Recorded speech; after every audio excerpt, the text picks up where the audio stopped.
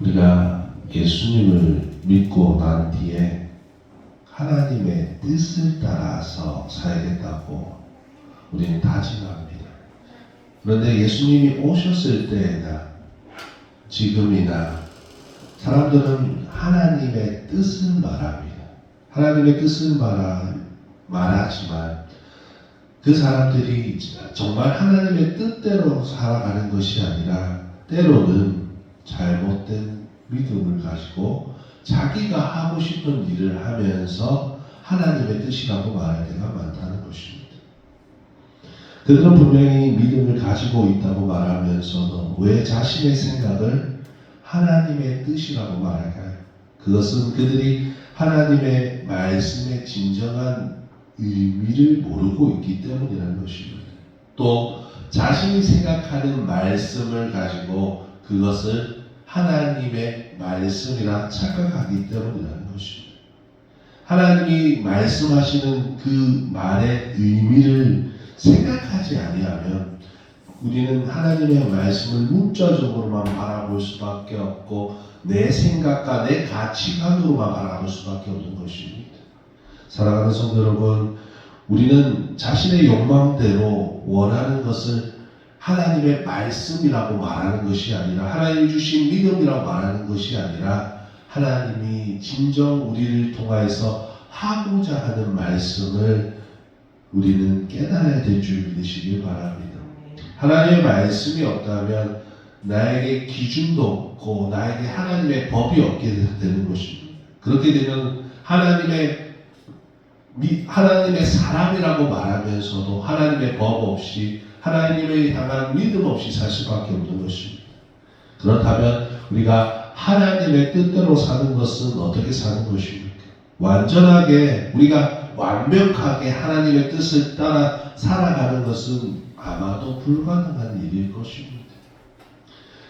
그러나 오늘 본문을 통하여서 하나님께 인정받는 다윗의 삶을 비추어보아 우리가 다윗의 믿음의 길을 쫓아가시길 진심으로 축원합니다.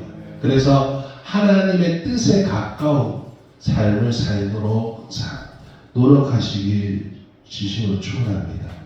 다윗은 자신의 생각만으로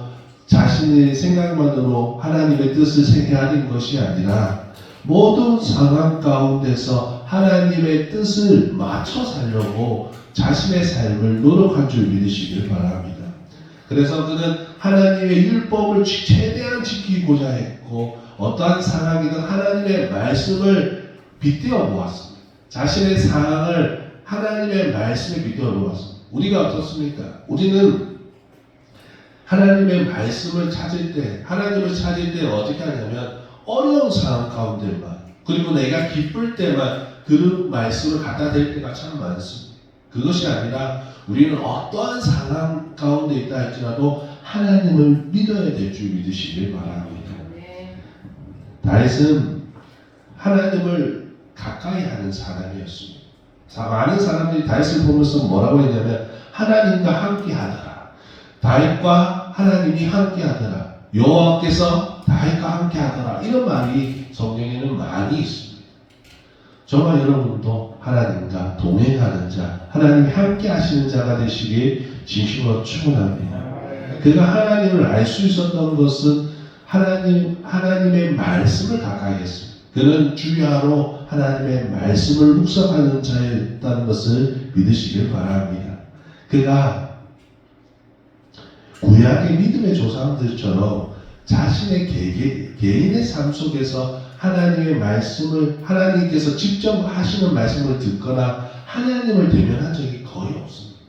그가 전쟁에 아말렉과 전쟁을 나갔을 때 블레셋과 전쟁을 할 때 그가 에봇을 입고 하나님 앞에 묻기는 했습니다. 그러나 그것은 그 나라를 향한 중대한 사건이 있을 때만 하나님과 대면을 한 거고 하나님의 말씀을 듣는 것이지 자신의 개인의 삶에서는 하나님과 친히 말씀을 들었거나 본 적이 없습니다. 그럼에도 불구하고 그는 누구보다 이 말이 잘 따라다닙니다. 하나님과 동행한 자, 하나님이 함께한 자. 왜 그럴까요? 그는 항상 하나님이 말씀하신 그 말씀을 자신의 삶에 적용시켰다는 것입니다. 물론 하나님의 말씀을 계속 듣는 것은 좋습니다. 하나님의 음성을 직접 듣는 건 얼마나 좋겠습니까? 그러나 하나님은 지금 이 순간에도 우리에게 하나님의 주신 이 성경의 말씀, 하나님의 말씀을 통하여서 하나님이 우리가 하나님께로 나아갈 수 있는 방법, 하나님의 자녀로서 살 수 있는 방법을 가르쳐 주시고 있다는 것을 믿으시길 바랍니다. 다윗은 하나님이 그 누구보다 강하시고 지혜로우시며 선하시며 정의로운 분이라는 것을 알았습니다.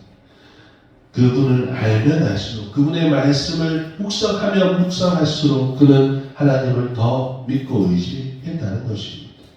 그것이 그에게 가장 큰 은혜이자 힘이라는 것을 믿으시길 바랍니다. 그래서 그는 하나님의 말씀대로 사는 것을 최우선으로 여겼습니다. 그는 자신의 생각이나 세상의 가치나 세상의 능력에 치우치지 않았습니다. 그가 골리앗과 싸울 때의 모습을 보면 우리는 알 수 있습니다. 그는 골리앗과 싸울 수 있는 능력을 얻은 것은 하나님의 이름을 믿었기 때문입니다. 할렐루야. 이스라엘의 모든 군사가 골리앗 앞에서 무서워서 아무도 나가지 못하고 벌벌 떨고 있었습니다. 그런데 조그만 이 다윗이 나아갈 수 있었던, 이 골리앗을 향해서 나아갈 수 있었던 것은 하나님을 향한 절대적인 믿음이 있었다는 것입니다.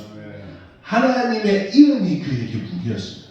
물맷돌이 그의 무기가 아니라, 그가 뛰어난 이 사격술이 그의 무기가 아니라, 그는 여호와의 이름을 가지고 살아갔기 때문입니다. 사무엘상 17장 45절, 다윗이 블레셋 사람에게 이르되 너는 칼과 창과 단창으로 내게 나아보니와 나는 만군의 여호와의 이름 곧 내가 모욕하는 이스라엘의 군대의 하나님의 이름으로 내게 나아가노라. 할렐루야. 하나님의 이름, 이 당시 다윗이 가진 하나님의 이름은 여호와였습니다. 그분의 이름을 우리에게도 주셨습니다. 할렐루야. 이 여호와라는 이름이 나중에 예수라는 이름으로 바뀝니다. 지금 우리에게 주어진 이름은 예수 그리스도의 이름입니다. 하나님의 이름을 우리에게 주셨습니다. 우리에게 능력을 주셨고 우리에게 무기를 주셨는데 그 이름이 예수 그리스도라는 것입니다. 출애굽기에 예언이 하나가 있습니다. 출애굽기 23장 20절에서 21절, 내가 사자를 내 앞서 보내어 길에서 너를 보호하여 너를 내가 예비한 곳에 이르게 하리니 너는 상가 그의 목소리를 청종하고 그를 노엽게 하지 말라. 그가 너희의 허물을 용서하지 아니할 것은 내 이름이 그에게 있습니다. 예수님의 예표하는 예언입니다. 여호와의 이름을 가진 분 예수 그리스도께서 우리에게 나타나신다는 뜻입니다. 그렇기 때문에 우리에게 주어진 하나님의 말씀 율법은 바로 예수 그리스도가 되신다는 것을 믿으시길 바랍니다.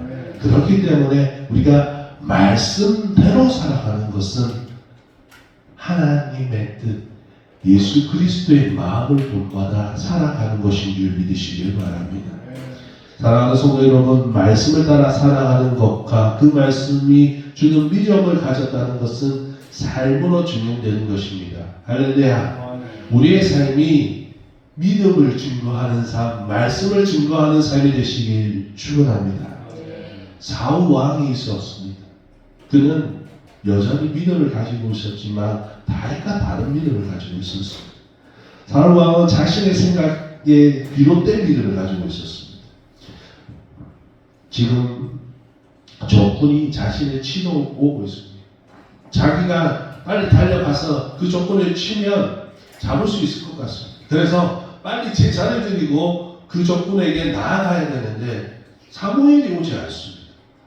제사를 드려야 될 사무엘이 오지 않으니까 자신의 생각에 내가 제사를 드리면 되겠지라는 생각을 합니다. 그리고 그 제사를 드리고 족구를 치러 가서 승리를 합니다. 승리를 얻은 것처럼 보입니다. 그러나 이 사소한 문제처럼 보이는 이 문제가 그가 왕권을 빼앗기는 사건이 된다는 겁니다. 왜냐하면 사소한 부분에서도 하나님을 인정하지 않는 자가 어떠한 큰 일들로 하나님을 인정하시겠습니다. 그러나 다윗은 달랐습니다. 다윗은 어떠한 순간이든 하나님을 의지하였고 하나님의 중심으로 살려고 노력했습니다. 그는 사람의 방법이 아닌 사람의 생각으로 살려고 한 것이 아니라 철저하게 그는 그 어떤 성경의 그 어떤 사람들보다 철저하게 하나님을 자신의 삶의 우선순위로 두고 살아가는 것입니다. 말씀으로 하나님을 만났고 그는 평생에 하나님과 동행하는 삶을 살았기 때문에 항상 그는 뭘 했냐면 말씀이 자신 안에 있는 그 순간부터 하나님이 나와 함께하다는 것을 믿었습니다. 할렐루야. 우리도 마찬가지입니다. 하나님의 복음이 우리에게 들어왔습니다. 예수 그리스도의 복음이 들어온 그 순간부터 우리는 하나님이 예수 그리스도께서 우리와 함께 하시는 줄 믿으시길 바랍니다. 그런데 압살롬에게 자신의 아들에게 왕권을 빼앗기고 나서 도망치던 그 순간에 시므이라는 사람이 와서 돌을 던지면서 그를 저주하고 조롱합니다. 그 옆에 있던 병사들이 얘기합니다. 내가 저 저주받을 자를 가서 죽일까요? 라고 얘기합니다. 그러나 다윗은 그러지 않습니다. 충분히 자기에게 복수하고 자기를 조롱하는 사람을 죽일 수 있는 능력이 있었지만 그렇지 않습니다.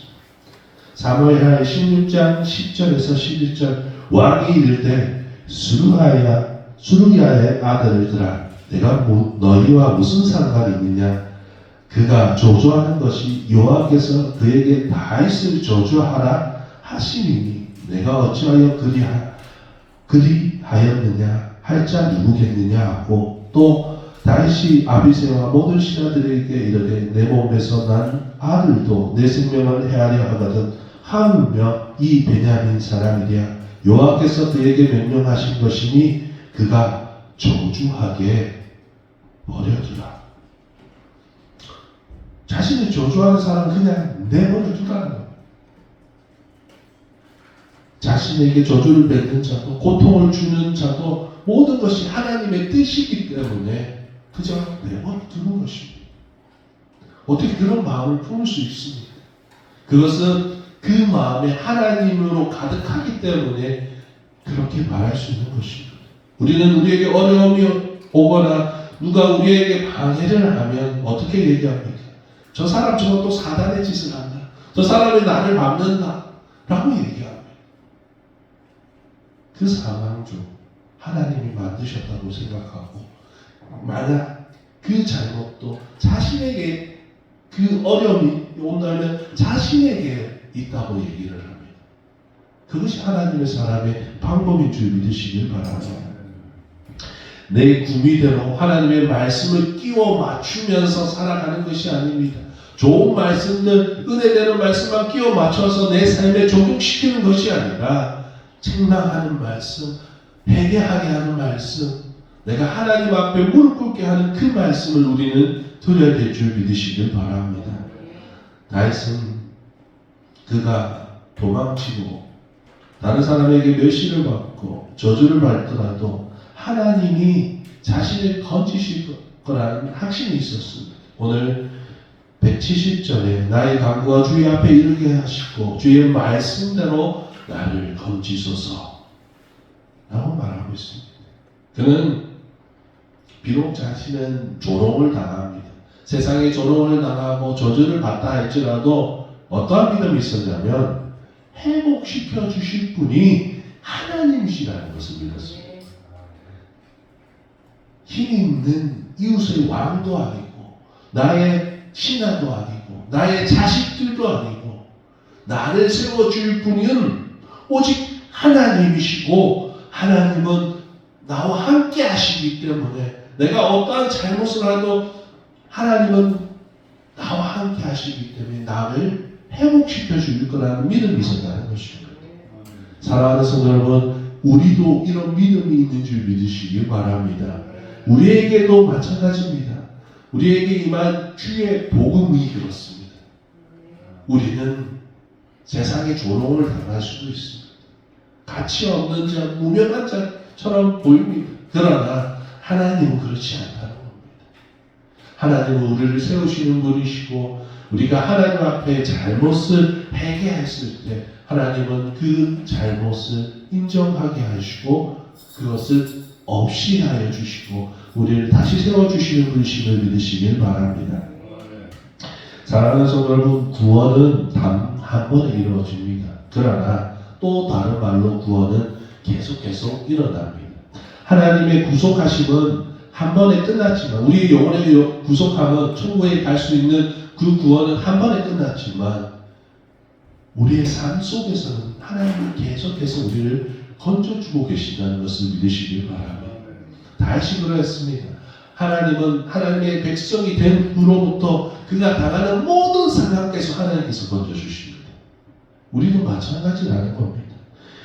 우리의 삶은 하나님의 은혜 가운데 있는 줄 믿으시길 바랍니다. 하나님이 우리를 사망의 그늘에서 끊어주신다는 것은 훗날에 아주 먼 날에 천국을 갈 수 있는 자격을 얻었다 해서 멈추는 것이 아니라 다윗과 같이 모든 상황 가운데 내가 살아가는 매 순간 가운데 하나님이 나를 이끄신다는 뜻입니다. 사랑하는 성도 여러분, 그렇기 때문에 우리는 하나님의 말씀, 이 복음의 말씀, 약속의 말씀 때문에 하나님을 찬양해야 될 줄 믿으시길 바랍니다. 다윗이 하나님을 찬양하는 시를 쓰고 노래를 계속 부르는 것이 무엇이겠습니까? 그 말씀대로 이루어지는 것을 체험했기 때문입니다. 할렐루야. 여러분에게 임하는 여러분이 경험한 은혜는 무엇입니까? 제가 말하지 아니하더라도 여러분의 삶 속에서 하나님을 믿음으로 말미암아 받은 하나님이 건지심을 체험한 것이 얼마나 많겠습니까? 여러분, 그렇다면 그것으로 찬양하면 되지 않습니까? 그것으로 감사하면 되지 않습니까? 나에게 뭔가 없는 것 때문에 불평불만하며 사는 삶이 아니라 나에게 주어진 것으로 인하여서 감사하며 사는 저와 여러분 되시길 주시면 축원합니다. 지금 내 삶이 다른 사람이 나를 저주하고 누군가 나를 죽이려 하고 내가 도망자의 신세가 된다 할지라도 나는 여전히 하나님 안에 있기 때문에 그것으로 기뻐하며 살아갈 때 하나님은 내 삶을 바꾸어서 그 힘든 삶을 바꾸어서 찬양의 삶, 그 순간은 바뀌지 않습니다. 그러나 내 존재를 바꾸어 버리시기 때문에 내가 기뻐할 수 있는 사람이 될 수 있는 것입니다. 나는 여전히 제 몸을 가지고 연약한 자의 상황 가운데 있지만 하나님은 나를 이제 원수로 바라보는 것이 아니라 심판하시는 분으로 바라보시는 것이 아니라 내 아버지가 되시고 나를 이끄시는 분이 되시기 때문에 우리는 기뻐할 수 있는 것입니다. 사랑하는 성도 여러분, 체험하시길 바랍니다. 하나님을 매 순간 느끼시게 해주시고 축원합니다. 우리가 알아야 될 사실은 우리는 이 위대한 다윗보다 더 은혜 받은 사람인 줄 믿으시길 바랍니다. 우리는 하나님의 약속 밖의 사람들이었습니다. 외인이었습니다. 복음, 이 구원과 전혀 상관없는 밖의 사람들이었지만 예수 그리스도의 복음으로 말미암아 우리는 하나님의 자녀가 된 줄 믿으시길 바랍니다. 그럼에도 불구하고 하나님은 우리에게 영원한 삶을 계속 부어주시는 겁니다. 하나님 앞에 심판받을 존재가 계속해서 영원의 삶, 기쁨의 삶, 감사의 삶을 하나님께서 부어주시는 겁니다. 그것이 믿어지십니까? 여러분의 삶이 은혜의 삶이라는 것을 믿어주십니까? 그렇다면 그것으로 찬양하십시오. 감사할 것이 없다고 말하는 사람들은 하나님을 체험하지 못한 사람입니다. 여러분의 입술이 감사가 넘치시길 바랍니다. 내 삶을 저주하는 것이 아니라 돈이 있어야 찬양하는 것이 아니라 세상의 일이 잘 되어야만 찬양하는 것이 아니라 내가 구원받았습니다. 내 안에 하나님을 향한 믿음이 있기에 찬양하시길 진심으로 축원합니다. 세상에서 가장 기쁜 소식은 생명을 얻었다는 소식일 것입니다. 하나님이 나와 함께한다는 소식일 것입니다. 하나님은 자신의 사랑하는 아들까지 내어주시면서까지 우리와 함께 하시기를 원하십니다. 우리는 도저히 하나님과 함께 할 수 없는 존재이지 않습니까? 우리의 모습을 보십시오. 내가 살아온 인생을 보시고 내 본래의 성격을 한번 살펴보십시오. 도무지 하나님과 동행할 수 없는 자들. 그럼에도 불구하고 이 죄인을 위해서 그의 사랑하는 독생자를 내어주시면서까지 나와 함께 하고자 하시는 분입니다. 그리고 함께 하시는 분이심을 믿으시길 바랍니다. 그렇기 때문에 우리는 찬양해야 하는 것입니다. 에베소서 1장 12절에서 14절 이는 우리가 그리스도 안에서 전부터 바라던 그의 영광에 찬송이 되게 하려 하시니라. 그 안에서 너희도 진리의 말씀 곧 너희의 구원의 복음을 듣고 그 안에서 또한 믿어 약속의 성령으로 인치심을 받았으니 이는 우리의 기업의 보증이 되사 그 얻으신 것을 속량하시고 그의 영광을 찬송하게 하려 하시니라. 아멘. 우리의 존재의 이유는 찬송하기 위함입니다. 하나님을 찬송하기 위해서 우리는 지음받았습니다. 하나님이 원래 인간을 만드신 이유가 영광 받으시기 위해서. 그래서 계속 주시는 거예요. 계속 주시는 거예요. 남도 주시고 가족도 주시고 모든 것을 다 주시고 그리고 하나하나 자신의 사랑하는 아들까지 주시는 분인데 우리가 그분을 찬양하지 않을 이유가 무엇이겠습니까? 사랑하는 성도 여러분, 하나님의 말씀을 내 생각으로 바꿔버리면 찬양할 수 없습니다. 하나님의 말씀을 세상 것으로 바꿔버리고 세상의 가치로만 판단한다면 찬양할 수가 없습니다. 사랑하는 성도 여러분, 우리는 길 잃은 양처럼 잃은 양같이 내가 방황할 때가 참 많다는 것입니다. 그러나 하나님은 우리를 찾아오신 분인 줄 믿으시길 바랍니다. 우리는 내 마음대로 살았습니다. 길 잃은 양처럼 내 마음대로 살았고 하나님이 없이 살았습니다. 그러나 하나님이 찾아오셨습니다. 그리고 약속의 말씀을 하여 주셨습니다. 할렐루야. 그렇기 때문에 그 약속의 말씀을 잊지 말고 살아야 합니다.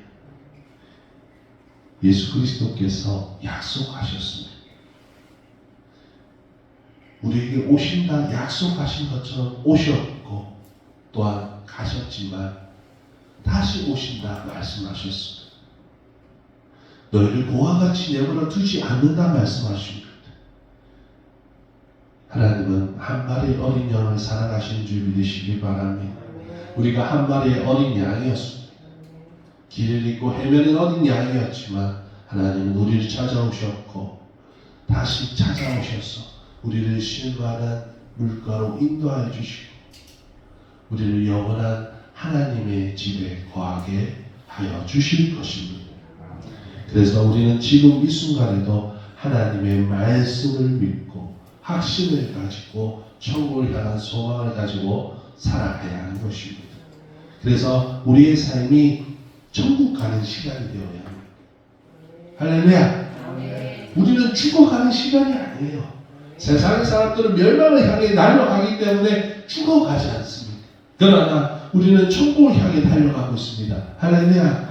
아버지를 만나기 위해서 기쁨으로 가지 않습니다.